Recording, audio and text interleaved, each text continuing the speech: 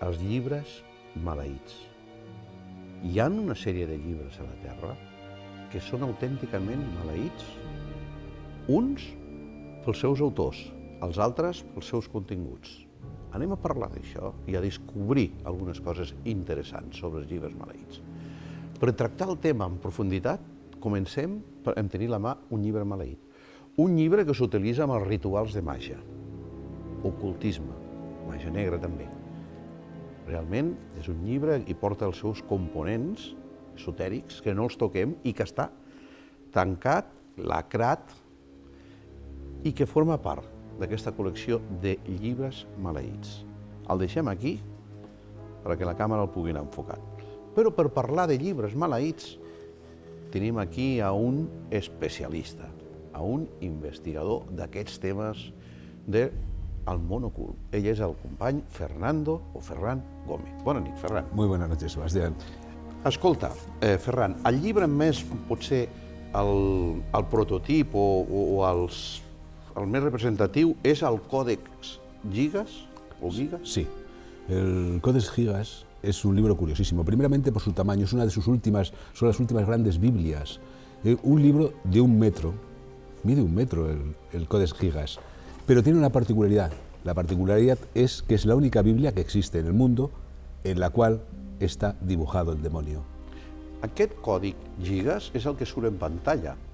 És el llibre més gran del món.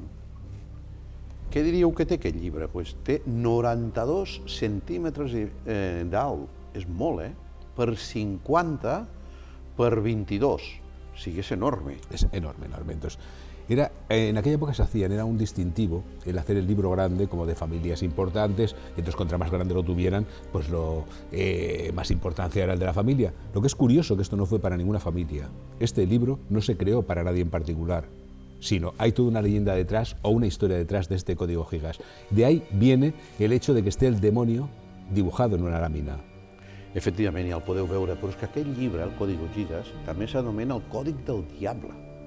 Exacto, exacto. Y todo parte de un monje benedictino que estaba encerrado en el monasterio de Pollacive, o Pollacice, no, mi checo es bastante flojo, entonces Sí, Chequia l'actual, sí. Estaba encerrado allí y estaba condenado a morir. Entonces, estem parlant del segle XIII, aquest va fer el llibre cap a l'any 1240. Exacto, el siglo XIII es como está situado. No, 1204, ¿no? Está situado en estas fechas. Siempre lo clarísimo es que es el siglo XIII, lo que no dice nadie es si es principios o mediados, tiende a ser principios. Entonces hay ese monje, el monje benedictino, que está encerrado por un crimen que ha cometido, nunca se ha sabido cuál, dice que le perdonen si en una noche realiza un libro o hace un libro. El monje se llamaba Hermán el Reclus. Se llamaba Hermán el Recluso. Entonces,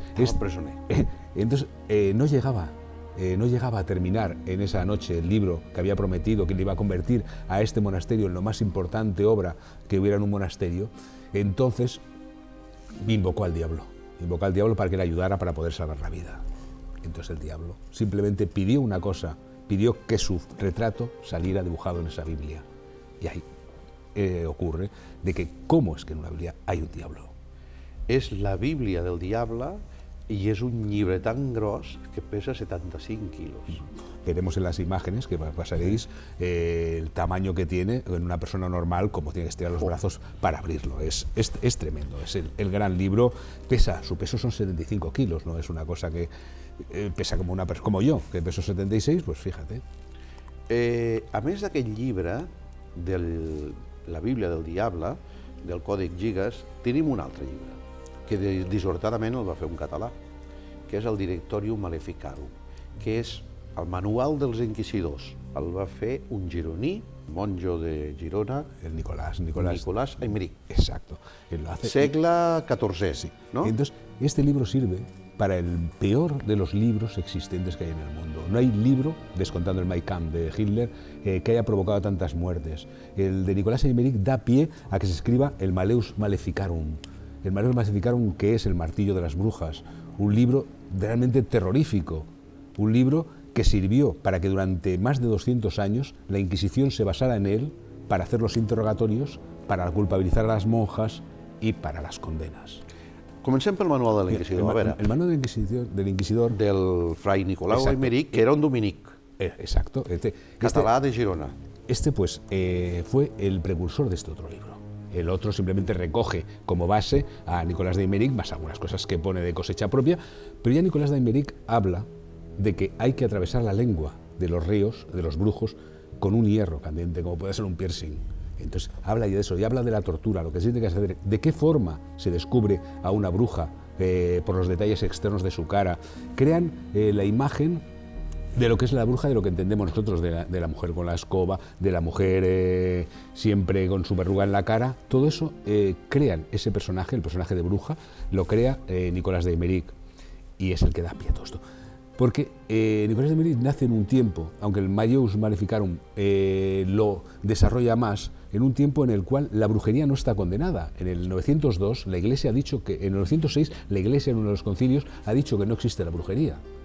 No es hasta que aparece el Majus Maleficarum que dice y saca este libro en que se vuelve a reconocer como una plaga, però siempre basándose en el Gerundi, en la persona de Gerona, Nicolás de Aymeric. Estem parlant de l'any 1376, segle XIV.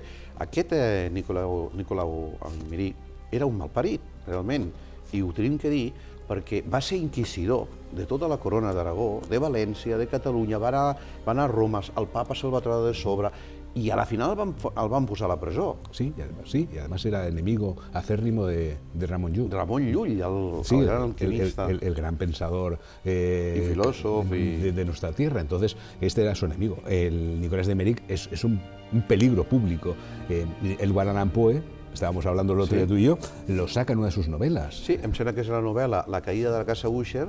L'Edgar Allan Poe, el gran mestre del terror, el posa com a prototip també, com a exemple d'una persona perversa. Sí, y en El pozo y el péndulo le hace una pequeña pincelada sin dar su nombre, pero que en la casa Husser, El pozo y el péndulo. Entonces en la casa Husser sí, aparece Nicolás de Aymeric como nombre propio. O sigui, estem dient que l'any 1376 aquest home, al segle XIV, posa de moda un altre cop la bruixeria i crea un manual pels inquisidors, i després, l'any 1486, al segle següent, al segle XV, dos monjos dominics trauen un altre llibre, El martillo de les brujas, el martell de les bruixes o dels bruixots, el Majus Maleficarum. El Kramer y Sprenger, que son los dos escritores, es curioso porque la Iglesia los rechaza. La Iglesia en ningún momento aprueba esa obra. Dicen que está falta de ética. Ellos escriben esa obra y meten una carta falsa en el sentido de que el Papa simplemente les ha dicho que podía ser inquisidor de Alemania, y ellos lo ponen como una certeza de que ellos, siendo inquisidores, ya pueden escribir ese libro y que eso sirva de pie. Van a la Academia de Teología, a la Universidad de Teología de Colonia, a dar una charla, son tratados ahí de lo peor por tener esas ideas tan retrógradas, pero ellos aprovechan para meter otra nota de la Universidad de Teología de Colonia diciendo que ellos han estado allí y que les han apoyado.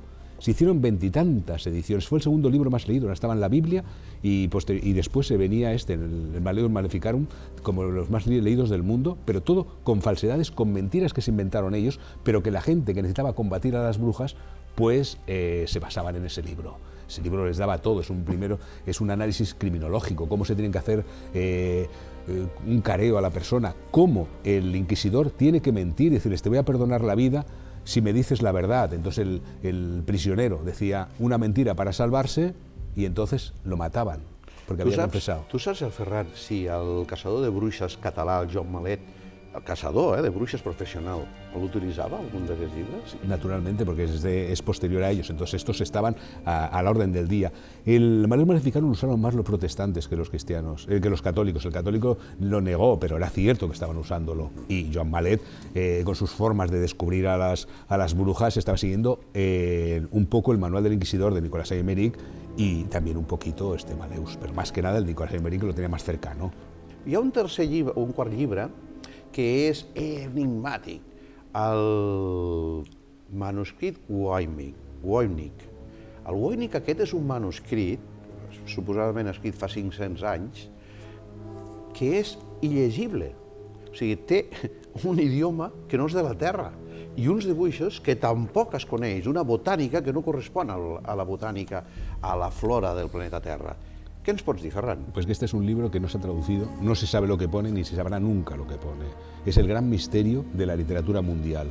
un libro que estamos viendo una serie de glifos o de letras y no sabemos interpretarlas, ni una sola de ellas. El manuscrit Voynich porta aquest nom perquè el va trobar un... Exacto, en 1912 Wilfred mercader, sí. Voynich, sí, un estudioso en libros, lo compra. El va comprar en un, i un antiquari. Exacto, en un convento jesuita que estaban vendiendo. I van a parar a un antiquari. Sí, va a parar a un antiquari, y el anticuario no consiguió venderlo y al final lo entregó a la Universidad de Yale, Sí. a los libros raros. Hem de dir una cosa, que ho ha dit el Ferran. Aquest manuscrit no sabem de qui és, evidentment, ni què diu, i no es podrà llegir mai. Però està a la Universitat de Yale, als Estats Units, oi? Sí. I ha estat, aquí tinc un informe, ha estat radioanalitzat, podríem dir, amb el radiocarbon, amb un espectròmetre accelerador de masses, amb una sèrie de tecnologies que... perquè l'han pogut analitzar en detall i l'únic que poden saber és que el paper correspon cap a 500 anys al darrere. Sí, hacia 1404, por ahí lo sitúan, pero es que es curioso, porque han seguido haciendo análisis y estudios y están viendo imágenes en ese libro que parecen tomadas con un microscopio cuando no existía. Hay unos dibujos que representan microscopios y no existían. Hay una serie de explosiones de unas supernovas que nadie en aquel momento conocía. Els professors investigadors de Yale creuen que els dibuixos estan fets pel mestre Leonardo da Vinci i que el text podria ha estat fet pel mestre Ramon Llull. Sí. ¿Qué opinas? Pues que han circulado tantos nombres por ese libro, pero nombres de grandes personas, desde Roger Bacon hasta pasar los grandes alquimistas. Todos John Dee, esotéricos, como todos, Bacon. John Y Dee, algunos hacían necrofilia. John Dee, siempre ha habido mucha idea de que Edward Kelly, que era el medium de John Dee, hubiera intervenido también en esta obra, porque ya había sacado un libro que había inventado un lenguaje enoquiano que Enoch, cuando visita a Los Ángeles, pues bajó ese lenguaje y era el que hablaba a Los Ángeles. Pero es que todas las grandes personas de todos los siglos han sido supuestos autores de esta obra que da muchas pinceladas de alquimia, pero como no sabemos lo que dice, te deja, y ni tan siquiera los dibujos nos dan una idea de lo que pueden decir. Pero dicen que los dibujos son estilo de Leonardo. Sí, y además muy curioso porque a veces son cañerías, mujeres desnudas, entonces no sabes lo que está queriendo decir con esas cañerías y con esas formas de dibujo. Hay páginas en las cuales la única que se comprende un poco, que sale una planta que es reconocible, es la cedera, dentro de una página en la cual hay otra planta que se supone que es venenosa. ¿Qué estaba diciendo en esa página sacando dos hierbas venenosas? Claro, es la sorpresa, la mentira, es un montaje de Voynich, es un montaje de los anteriores, no se sabe. Entonces ahí nos quedamos, con esa ilusión de algún día descubrirlo. Que bé ens ho expliques, Ferran? Volem dir que realment hi ha coses molt misterioses a la Terra i convé conèixer-les. Per això fem aquest programa, per donar a conèixer-les. Gràcies.